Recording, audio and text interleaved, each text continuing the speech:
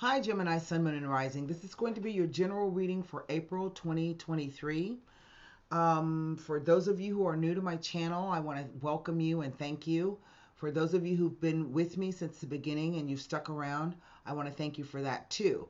If you are new to my style of reading, you need to know that I don't read cards, I read energies. There's a difference. You don't have to wait till I post a reading here on the channel to get a reading from me. You can go to the About Box section of the channel. There I have the reading packages listed, which consist of the number of minutes, the number of questions, and the price. And then all you have to do is select your package. Then you're going to email me at the email address here, hiddenlotustarot@gmail.com. Hey, Tara, I want to get the 30-minute reading. I do suggest that before you email me, you add my email address to your contacts. That way, when I respond back to you, it won't go to spam. My emails always go to spam, and people are waiting, and I done emailed them already back, trying to set up a time, and then 3 or 4 days go by, and that's because they don't know that the emails have gone to spam. So please, if you don't add my email address, just keep checking your spam folder because I answer back quite quickly. Okay, so I have the Radiant White deck here. I have the Levita Sibila for clarification, and this month we're going to be using the Psychic Oracle Tarot. I've already done some meditation and shuffling on the Gemini sign and glyph. Oh, God, my eyes itchy. So let me turn the camera around, and we're going to do one more rifle and shuffle, and then we'll get straight into the reading, okay? So here we go.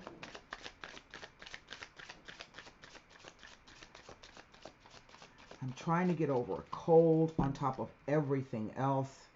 It's craziness. All right, here we go.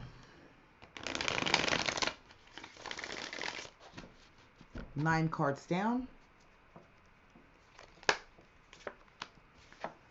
The 9 of Pentacles. That's a lovely card. I think in the deck that is one of my favorite cards, if not the most favorite card. I really love that card a lot. The 6 of Swords.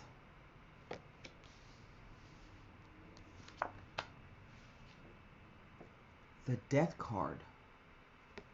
Wow. Very, very interesting, Gemini. Next row.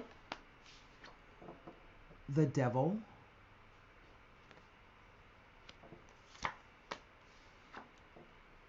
The King of Wands.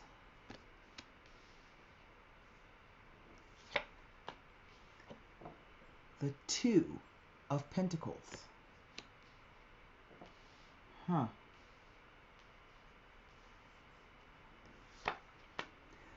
For some of you, what you thought was over is not over. The 4 of Swords.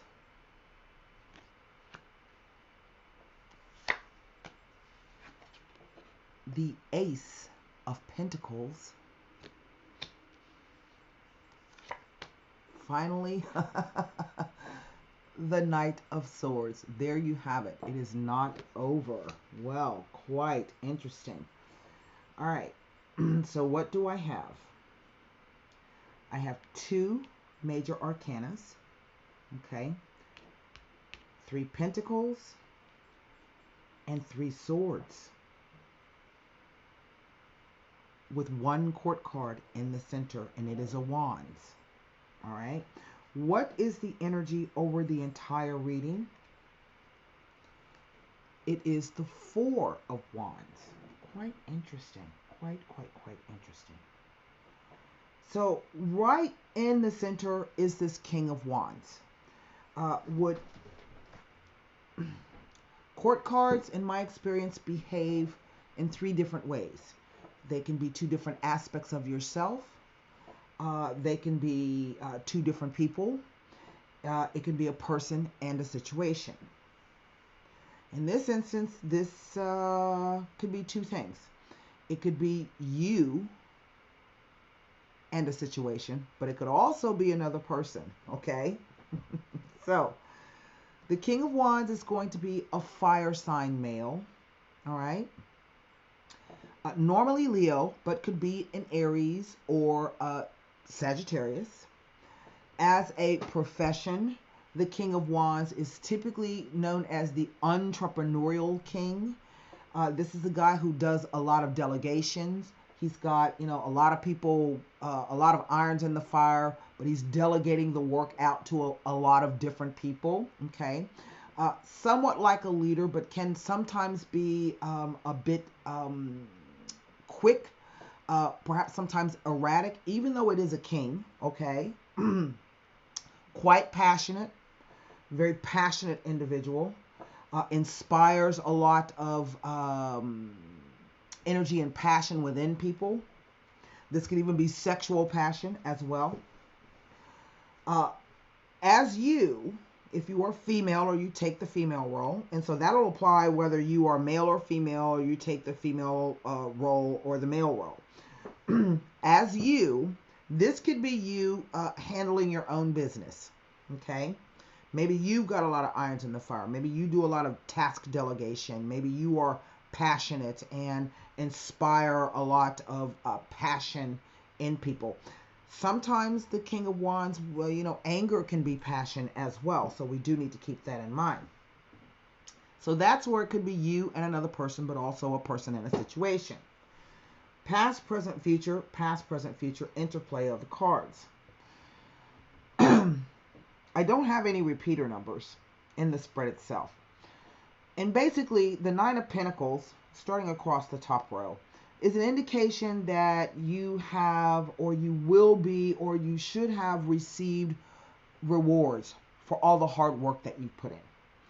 It can sometimes be an indication of someone who has been alone, but does well for it by themselves. They typically are someone who's quite creative.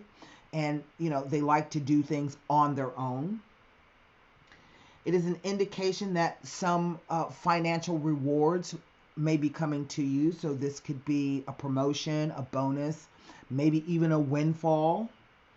It is an indication that you have been able to ignore all the distractions and keep your nose to the grindstone, that little thing there. And you have a little something to show for that. It has served you well. And I've seen this card sometimes show up when there's an indication of someone wanting to move. Okay. And that always comes to me from that little snail there. There are only a few animals that carry their homes on their backs. So that's an indication to me that there's a possibility maybe someone has wanted to move. In fact, we see this idea of going from some kind of travel, around water, by water, over water, near water. But this card can also be an indication of some type of separation, an abruption, a break of some kind within a relationship. This could be any kind of relationship. So maybe this is the idea that maybe you might want to quit your job. Okay, you suddenly decide you're going to quit your job and you're going to move. Okay, so it could be any kind of relationship, even a romantic relationship. It implies that there was some type of conflict before this. But the card also indicates that you need to remember that no matter where you go, whether you're traveling from rougher waters to smoother waters, you take your thoughts with you. This is what the swords represent. But I feel as though this was brought to a halt. It is the Death card. Right? That's why I laughed when I saw this first row, because it was an indication to me that you've been, maybe doing whatever it is you were supposed to do. Maybe you saved up. Maybe you're going to take a trip. Maybe you're looking to buy property. Maybe you got some windfall. There's plans that you had for this money. You're making those plans. You're going to travel, but then it comes to a halt, a screeching halt. The Death card. There's an end to this particular trip. I think it ends even before it really, really gets started. Okay. But the Death card also speaks to some type of transition. Nines usually are a focus on a completion. It says that you need to stop and look at everything that has gone before you step forward into the new. The next one is the Ten of Pentacles. But right after this sudden halt on the situation, the Devil comes. Now, the Devil represents the third dimension. In other words, we're talking about all of those things that we have to do to stay alive. So we eat, we drink, we shop, we buy clothes, we have sex. Some of us drink and do drugs. Maybe we gamble. It is about the love of the material, right? But on a spiritual level, the devil is about the idea of understanding that you can become trapped in the material plane and that you should look to other things within your life, or look at how you're dealing with the material aspects of your life so that you can gain a better perspective. The devil card is also about temptation. It can be about obsession. It can be about power and control issues. But it also asks you, what do you commit yourself to? Okay? In order to get this fancy clothes with all the money and the great garden, you had to work your butt off to get it. Maybe you had to sacrifice a few things. So what did you chain yourself to? So the devil is also about commitment. It brings up fears. Sometimes the card can be being in a situation in which you are stuck or you feel stuck, but the card says you are never bound in such a way that you cannot be free. There's something going on here with this King of Wands. And on the back side of this are the Two of Pentacles. Twos always represent choices, options, dualities, oppositions, decisions, and a crossroads. So I've seen the card show up when you're dealing with two separate situations at once. Maybe you've had to work two jobs. Maybe you've been robbing Peter to pay Paul. It definitely speaks about the idea of there being two separate situations that you're having to deal with. 1 second, I think I locked my daughter out. Hold on. But this card also indicates that there's some type of movement. And the movement is going to be based or centered around having to make a choice or decision. For some of you, you're kind of all at sea about that. See the ships being tossed about there on the beach? The last row, the Four of Swords. Again, there's, to me, an indication that there's been some kind of conflict.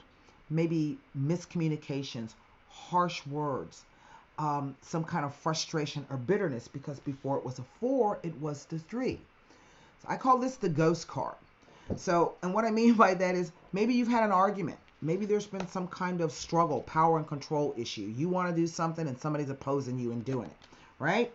And you just kind of ghost on the person. This card indicates that there's a need for you to take a step back from whatever that conflict, whether it is even a mental conflict, the conversation you are having with yourself. Take a step back from that so that you can gain some clarity. So that's an effigy. That's not even a person, right? So this is the idea that having to take a step back so that you can regain your mental, emotional, physical strength so that you can deal with the situation. Because as you can see here, here is the Ace of Pentacles. And the Ace of Pentacles to me is an indication that you're going to be offered a new opportunity. This could be a financial opportunity, but it could also be the opportunity to simply do something a new way or a different way. See the new path there to be taken, okay? But it looks, again, just as though this opportunity comes to you. The Knight of Swords comes charging in, okay? Now, the Knight of Swords is an interesting character, and I'm going to give you a little bit about him. He's quite an interesting character. So, let me see here. The Knight of Swords. Someone who's constantly on the move. Now, for me, Knights always represent events. But that event, they represent messages. But that message comes to move a situation along, an event. It implies that a difficult period of time may be indicated. It also indicates that a stagnant situation will soon change. It says the outcome will be favorable if a firm line is taken. It may imply that you've been involved with someone who acts erratically and impulsively. The person could either be an enemy or a friend. It may be implying that some misfortune may visit your life for a brief time. So you are asked not to make any rash or hasty decisions at this time. It indicates swift changes around an issue or a situation at the current time. These changes will initially bring upheaval, but then perhaps positive opportunities will become apparent once everything settles. It is a message that someone will stand by you, give you support, and defend you if necessary. It can indicate a time when communication and mental development will be prevalent. It can be an indication of sudden changes which may disrupt the normalcy of life. But it also asks that we pay attention to the cards that are around here.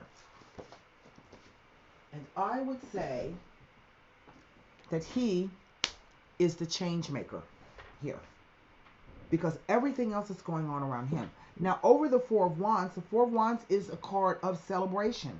And it talks about celebrating all good things in your life. So this could be purchasing a home, graduating, getting that promotion, getting that bonus. It indicates stable foundations. In terms of romance, it is known as the shacking up card. It's not the marriage card, it's the shacking up card. Okay? But something changes. And there are these two huge changes here. I would say this is the biggest change of them all. So again, the transformation, you come to make the decision, but then suddenly something else comes in to reverse course. So that's why I said something that you thought was over comes around again. You're stopped dead in your tracks, midway. You're trying to juggle, figure out things. Maybe you're taking time out. You're like, oh, okay, now I see a new direction, but then it changes again, okay? So to me, this looks as though for you, Gemini, it's going to be a month of quick movement, going back and forth, and a bit of upheaval. Now, I can't look at these two cards because they both represent traditionally people. So that leaves me Nine of Pentacles, Six of Swords, Two of Pentacles, Four of Swords, and the Ace of Pentacles as they relate to these two major arcana cards. So let me get started here. The Nine of Pentacles. How many Swords cards do I have? I have 3 Swords cards. Six of Swords, Four of Swords, Knight of Swords. It's telling you not to spend frivolously or carelessly. Be careful with money and financial matters and keep a rein on your spending. Interesting. So that's a Nine of Pentacles with 3 Swords cards. Okay. Very good. The Six of Swords now.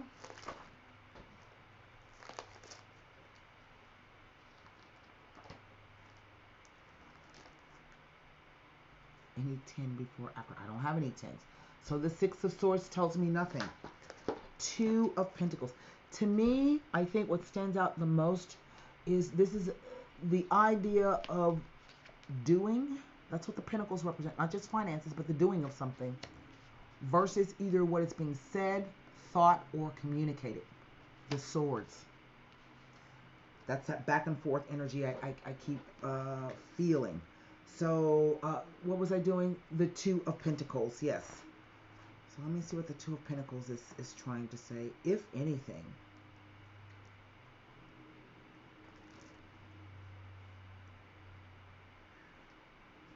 Two of Pentacles with the Ace of Pentacles.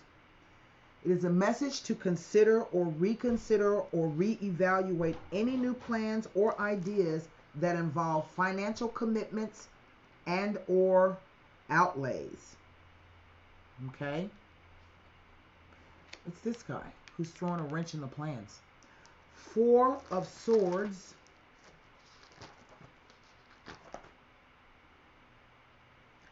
With any ace. Indicates that some long-term plans need to be reassessed and reevaluated before proceeding. It may be telling you, the Four of Swords next to the ace, that although you may not yet be involved with any long-term plans or considerations, when they do arise, Make efforts to check and recheck all aspects before proceeding, as some reevaluations and amendments are needed. That makes perfect sense. So there we have it. Okay. So my question would be, I don't know if this is dealing with greed here. If someone is just being stubborn and obstinate and not wanting to cooperate fully, causing you some problems, some kind of power and control issue. Maybe they got all the money or all the position and the authority and they're trying to make things difficult for you. So let's take a look at the Devil card to see what it says, if anything. Actually, no. Let's look at the King to see what his motivation may be, if the cards will tell us. Turn this back over. The Gran Consolazione. Everything he's ever dreamed of. Riches, power, contracts, marriage, love, everything. This speaks to a time of great success and positivity. Maybe that's who he is. The Ammalato. Another Four of Swords. Okay. But there's an indication that something is not right with this person's, either their outlook on life or life in general, how things are going for them. This card can sometimes be an indication of having to go to places that you don't want to, or deal with people you don't want to. It could be prisons, hospitals, asylums, things or relationships, even people in situations that are making you sick. Final card. The Gran Signore. The man about town. Typically wealthy, well-known in the community, has a reputation to uphold. Typically, he is considered to be the most important man in your life. Someone who is willing and able, because of his status and recognition in the community, to give you a helping hand. But there's something here that he's doing that I think is creating a problem. Being obstinate, perhaps. Changing his mind, going back and forth, back and forth. Yes, I will. No, I won't.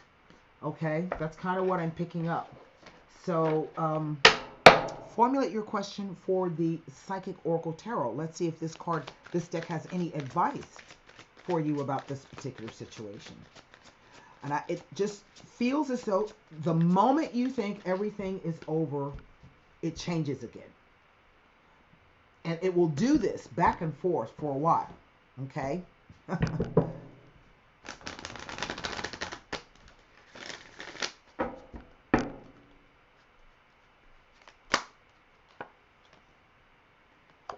It's the Seven of Cups.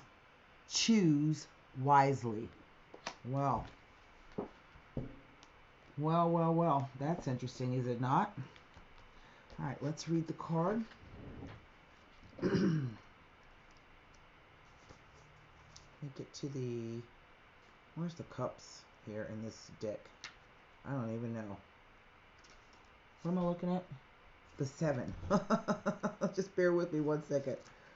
It's usually in the front. This suit. The physical. No, that's not it.